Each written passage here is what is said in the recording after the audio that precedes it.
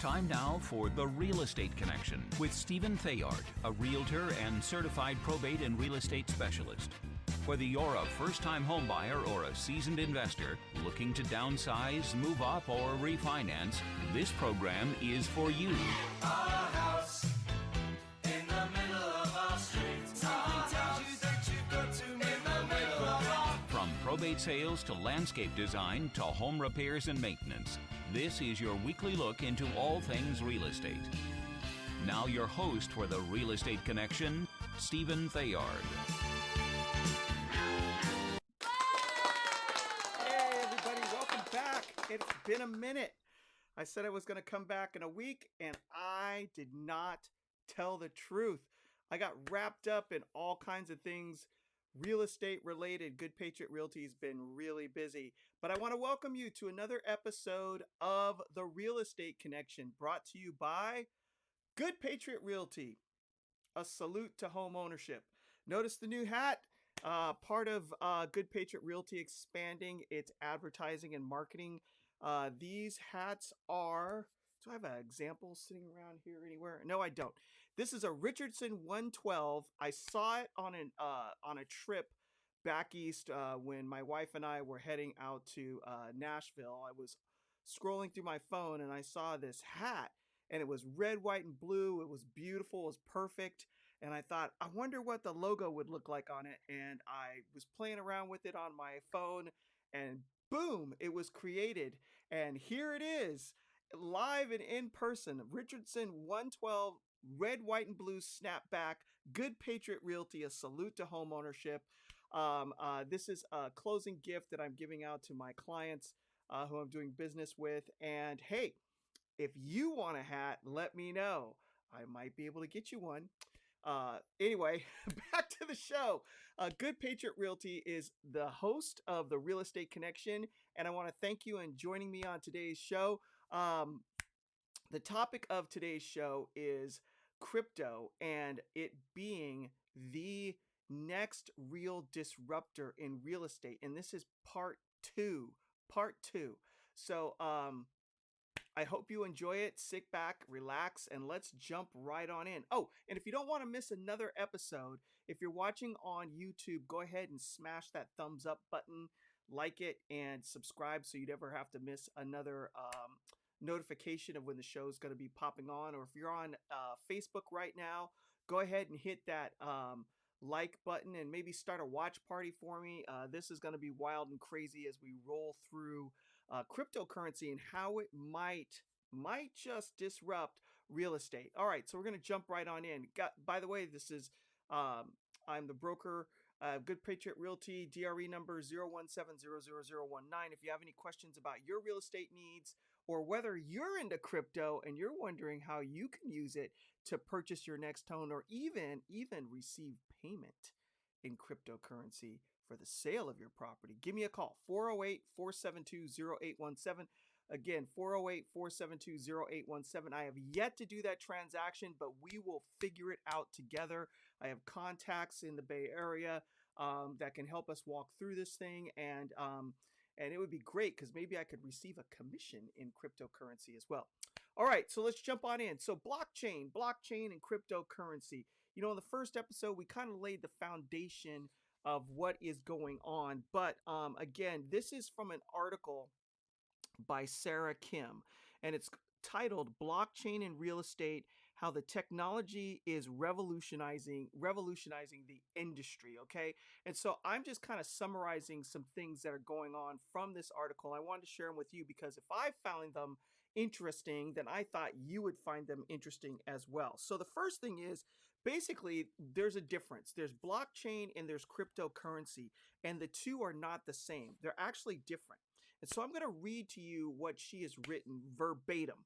So the information on blockchains is permanent once the data is input into them. So that provides a lot of security. So in a business like real estate, where you have a lot of information flowing back and forth and you're putting things onto paper contracts, and I say paper lightly because all of this is gone electronic, right? So in California, real estate contracts are forms driven. They're forms that licensed real estate professionals fill out, but they are binding as a contract. Now, in the old days, we'd whip out stacks of paper and start filling it in. But nowadays, we fill it in electronically online, and then we send it in an email to our clients.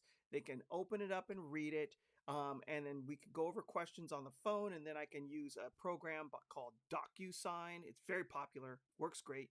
Send that contract out, and people can sign it electronically. So um, it's basically an electronic deal, but not, because at the end of the day, we're still printing paper or we're filing paper forms back and forth with realtors involved in the interpretation of the contracts and the completing of the contracts. But with blockchain, you could potentially do this electronically, where the contract is converted into digital format, and once it's written and put in stone, it can't be changed, because like it says, once information is in a blockchain, it's permanent. So what is a blockchain, right? What is a blockchain?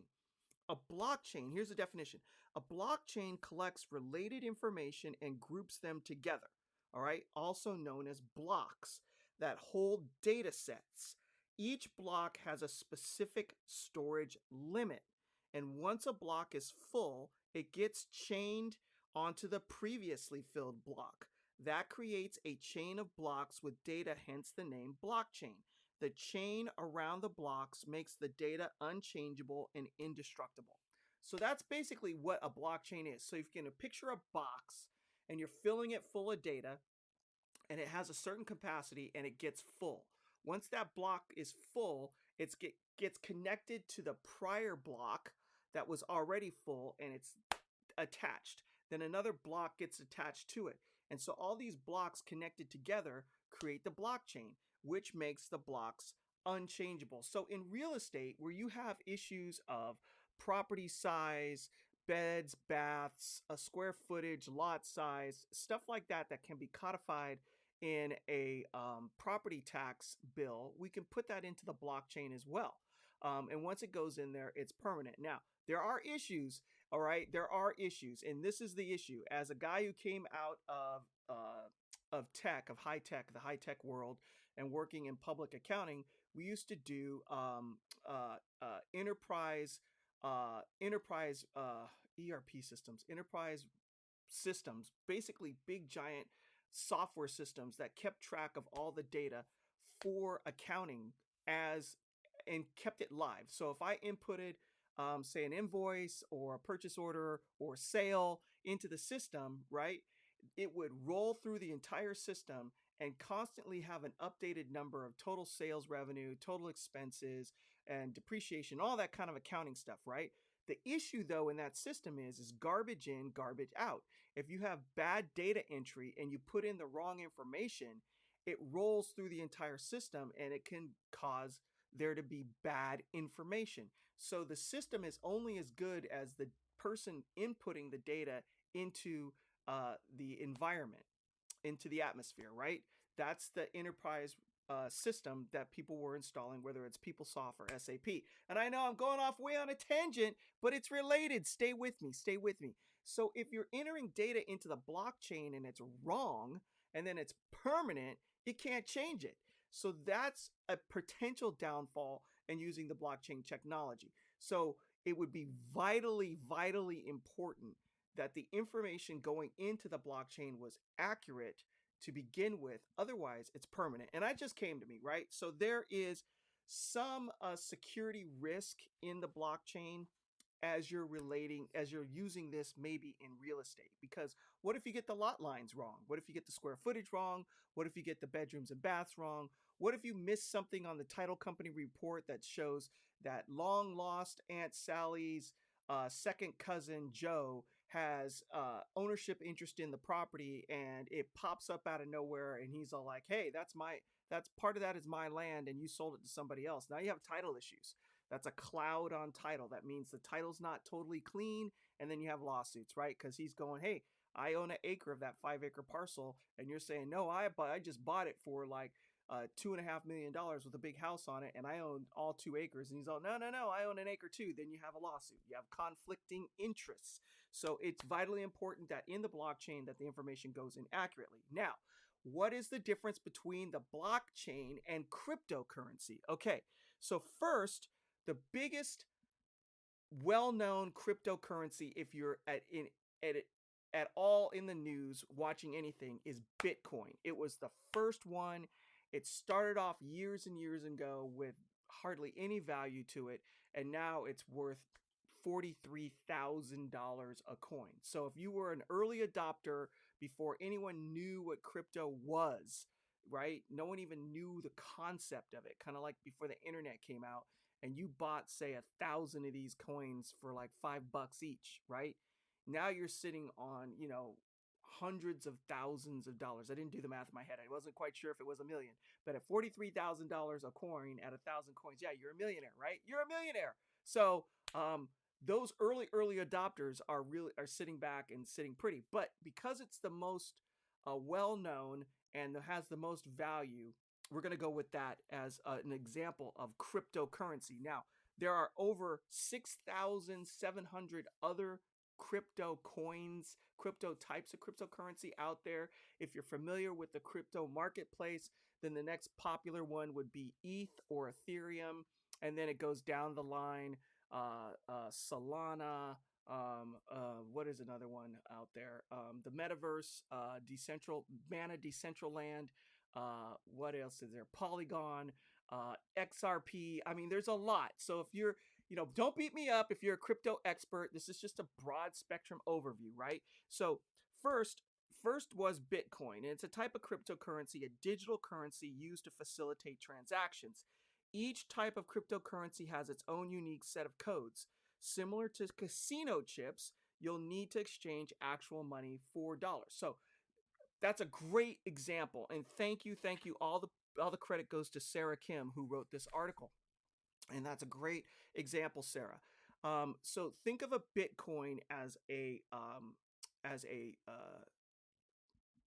just said it, as a casino chip. Come on, Stephen. All right, think of it as a casino chip, right? So you buy these casino chips and they go up and down in value. And a lot of people don't like cryptocurrency because the market fluctuates up and down very quickly. But a lot of people love cryptocurrency because the market fluctuates up and down very quickly, right? So picture this Bitcoin, right, that you hold in your hand as a casino chip, and then you trade it in for money. And what is that? That's US dollars, that could be francs, that could be euros, that could be pound sterling. It could be whatever fiat currency you want to convert it to, depending on where you're at and how you have your account set up. So you use that converted money to buy goods and services like you normally would. So a lot of people use cryptocurrency as an investment vehicle. They see the value of Bitcoin going up over time, and so they'll go buy pieces of a Bitcoin. It used to be you could buy a Bitcoin, right? Maybe $1,000, $1,500, $2,000, $3,000, even $4,000 or $5,000, right? But now plunking down 43 grand for one whole Bitcoin, that's a lot of money, right? So you can buy fractional interests of the coin. So that's something that's different from the stock market. In the stock market, you buy a stock or you sell a stock. In cryptocurrency, you don't have to buy the whole Bitcoin. You can buy whatever dollar amount and you can buy a piece of it. So you can slice off a sliver of that coin and own it. And then as the value goes up, so does your sliver.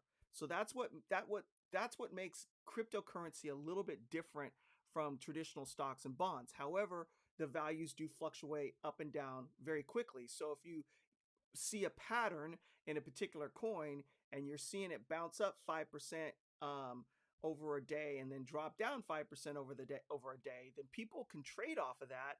They can buy it on the dip And then when it goes up to 5%, sell it, take their profit, wait for it to drop down again in a day, and then buy it again with all their proceeds from their principal and their profit. And you can see that over time, they're like growing money. And there are people who do that full time. Okay, so now that we know the difference between the blockchain and what cryptocurrency is, the blockchain makes it possible for cryptocurrencies to exist. So the data stored on blockchains for cryptocurrencies does a couple of things. It verifies the value and it manages and records transactions, and it facilitates the value conversions from the coin itself into whatever type of fiat currency, meaning US dollars or EU, right? So, how is this affecting real estate? Well, cryptocurrency is a decentralized currency. It's not tied to any nation or state. It's not tied to the US.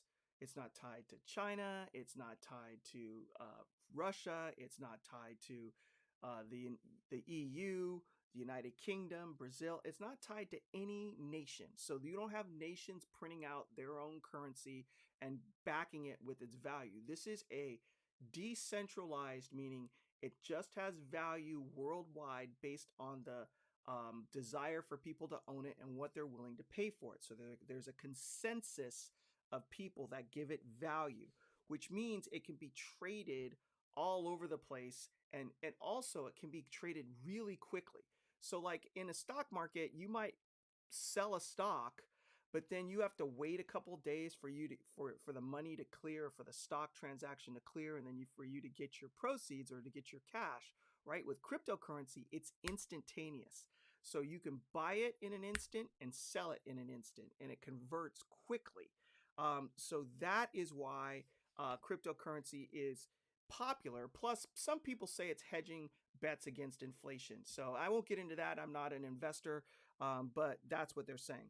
All right. So how is cryptocurrency potentially going to really affect real estate? Now, this article says there's three ways.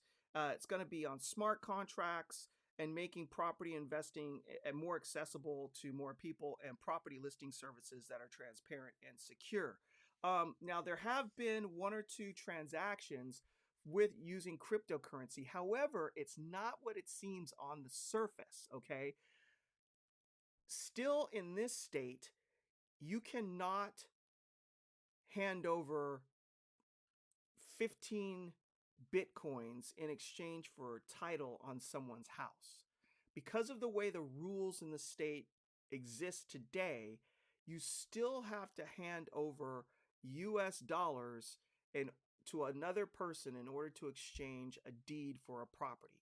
Now, can you have money in your crypto account and then convert that to US dollars and then use that money to then buy a house? Yes, but it's not as straightforward as that either, because in the home buying and real estate industry, and with title companies and with regulations, they have to be able to trace where cash comes from.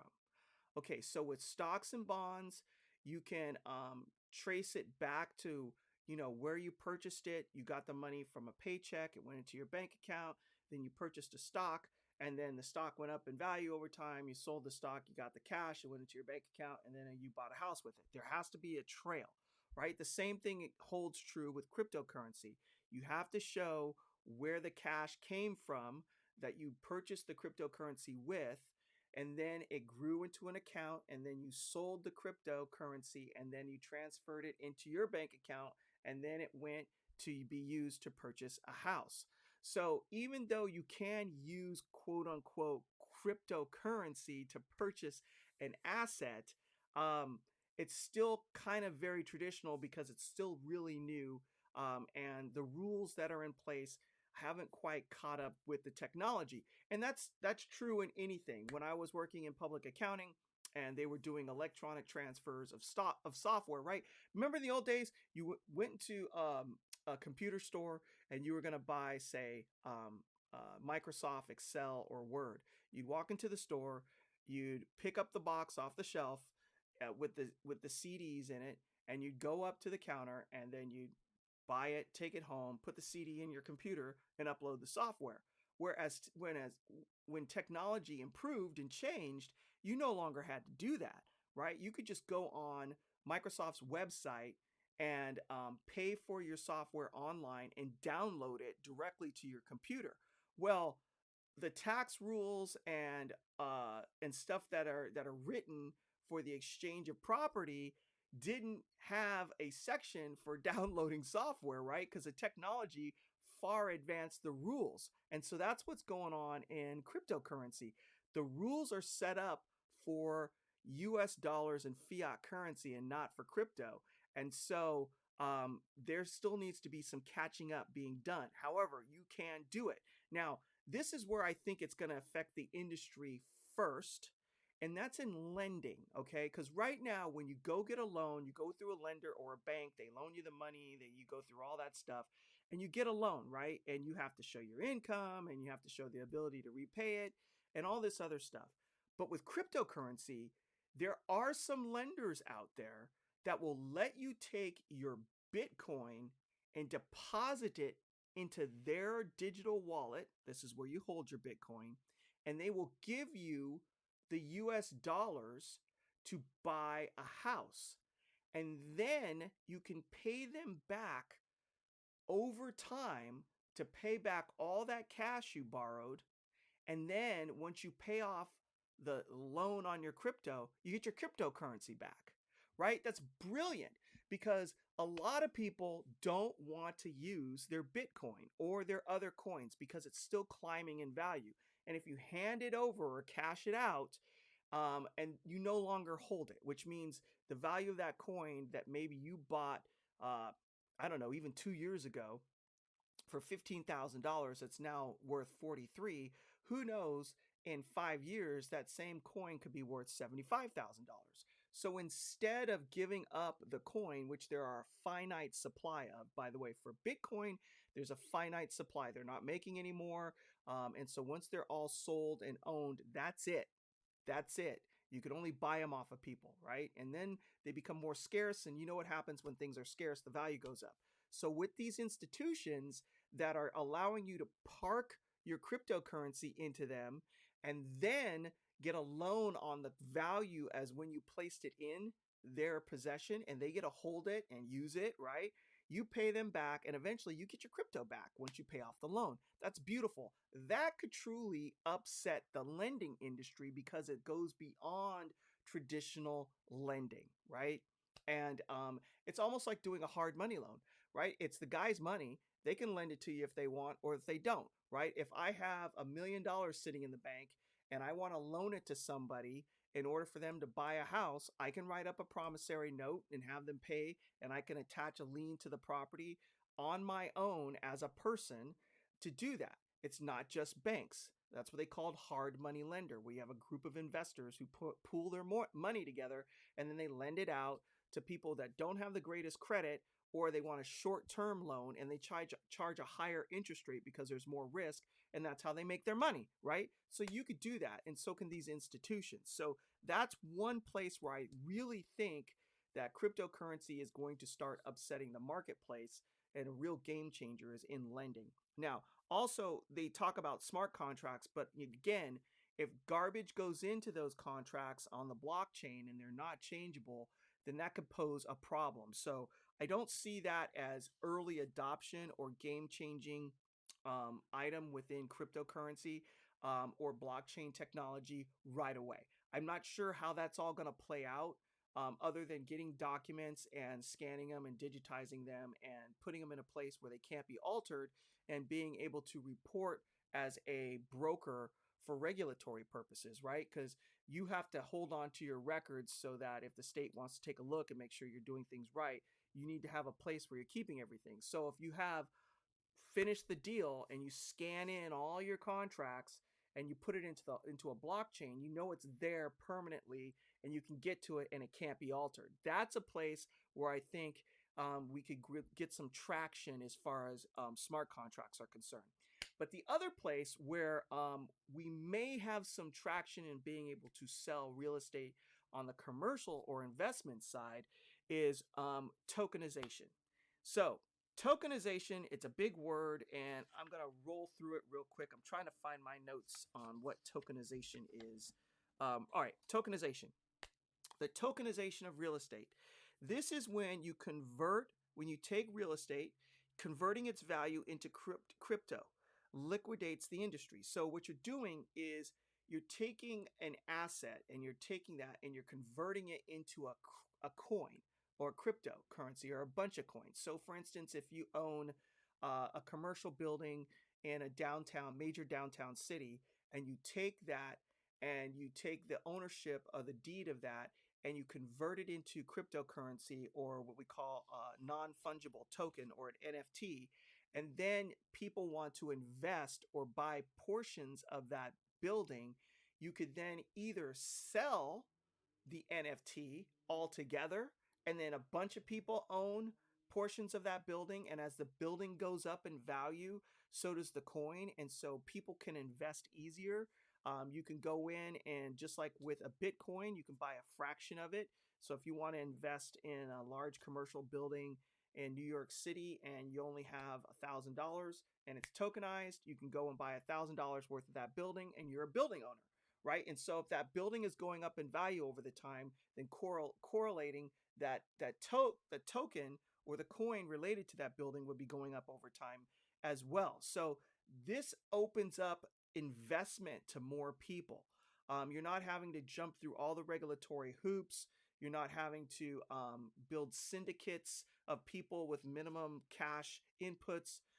So a real estate syndicate is basically a group of investors that come together to buy a real estate project. They buy it, they rehab it, and then later on they sell it, and everybody gets a piece of the pie at the end of the day if it made money. This way, you've bought a property, you've converted into cryptocurrency or a token, you've created a token for it or a coin for that project, and people can buy into it. And then as the value of that project goes up, the coin value goes up and people will then be able to invest in it. So that's where I see some serious traction that could take place in the short term in regards to crypto. So that would be great, especially for property developers, right? So this article says, furthermore, the tokenization of real estate converting its value into crypto liquidates the industry. Liquidation makes the entry point for potential buyers or investors accessible. This means that a seller doesn't need to wait for a buyer who can afford the entire property to get returns on the investment. That's right, because people can buy pieces of it. You can set out the whole project and make a limited amount of coins, maybe say 1,000 coins, and then sell them. Boom. Put them out there on the crypto exchange and people can buy either the whole coin or a piece of a coin. And that way you can fundraise or get the money you need for development. So that's basically it as far as cryptocurrency in this current state as it is right now. I think in the future we'll eventually get to the point where you can purchase property using crypto, but some laws have to change. Right now, you can buy goods and services with cryptocurrency. There's more adoption. I know you've heard of this guy named Elon Musk who owns Tesla, but for a time he was taking Bitcoin for Tesla to buy a Tesla, and I think he stopped and then he started again. But that's just one example, and you're going to see more and more of it. There are some NBA stars who have converted parts of their contract into receiving Bitcoin or cryptocurrency as payment for their contract instead of US dollars. And so it's just something that's new that's starting to take hold of that you should watch. You should absolutely keep your eye on it because I don't think it's going to go anywhere. If you don't know what it is, there's lots of YouTube channels out there that you can research and get more information on. You can buy it yourself and maybe do some investing if that's what you want to do. I know there's all kinds of vehicles now out there that there used to not be. It used to be hard to buy crypto. Now there's all kinds of exchanges out there, and there's even other investment vehicles that you can use as well. So that's it. If you have any questions and you're thinking about maybe trying to sell your house for crypto or use your crypto to buy a property, give me a call. Stephen Theard with Good Patriot Realty, the host of the Real Estate Connection at 408-472-0817. Again, 408-472-0817. I'd be happy to walk you through it. I've not done a deal yet. It's still very new, so there are very few real estate professionals that have actually walked through the process, but I do have contacts here in the Bay Area that could assist in getting that done, and we would all be learning together very carefully. So don't hesitate to call, or if you have any other real estate related needs, I'd be happy to talk to you as well. The market is absolutely insane and on fire in some parts of the Bay Area with the mask mandates coming down and people going back to work. I would say that the edges of the Bay Area are starting to slow down. When you get outside of an hour to getting into where Silicon Valley is and where people are working in high tech, those are starting to slow down. But areas inside of high tech that were getting a little bit slow because people were moving out because they could work remotely are starting to really pick up. And what's really making a comeback is the condo and townhouse market. For a while, people were fleeing out of those boxes because they needed space. They were all cooped up in there. They're in a quarantine. They couldn't go to work, and it was just too noisy, and there wasn't enough space to breathe. So the condo market really was flat for a long time. But now that people are coming back to work, condos and townhouses are becoming popular again because it's a lower price point or entry point into real estate, and people are going back to it. So if you have a condo or a townhouse and you've been holding on to it and you want to sell, now's a good time because it's starting to turn. But if you're buying, get in there before it gets crazy. I will tell you that in Gilroy and Morgan Hill, it's absolutely nuts. There's no inventory out here. And so people are just buying houses and they're just jumping off the MLS, just disappearing very quickly. Again, if you have any questions about your personal real estate scenario situation, don't hesitate to call. You can reach me again at 408-472-0817. And I'll leave you with this. This is a quote from Joshua 1:9. Be strong and courageous, and do not be afraid. Do not be discouraged, for the Lord your God will be with you wherever you go. And with that, I'd like to say, God bless you. God bless the United States of America. Thank God that the pandemic is easing. And we will see you next week on another episode of The Real Estate Connection with your podcast host, Stephen Theard, California DRE number 01700. This has been The Real Estate Connection with Realtor and Certified Probate and Real Estate Specialist, Stephen Theard. Licensed Cal DRE number 0170019. For more information on this program, visit realestateconnectionradio.com. To contact Stephen directly, call 408-472-0817 or email info@realestateconnectionradio.com. And be sure to tune in next week at this time for The Real Estate Connection.